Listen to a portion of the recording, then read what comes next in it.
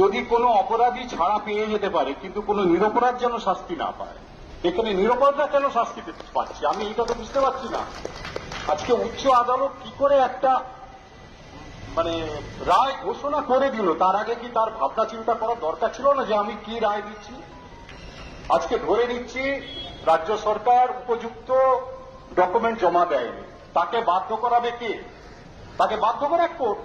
কিন্তু তার মানে এই নয় যে যারা যোগ্য তাদেরকে আমি তাদের চাকরিটা খেয়ে দিলাম।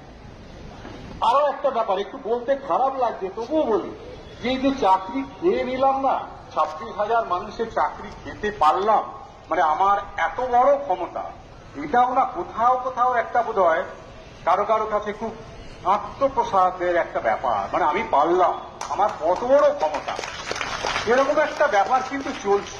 এটা দুর্ভাগ্যজনক, এটা বলতে বাধ্য হলাম, এটা কিন্তু ফেলে দেওয়া যায় না।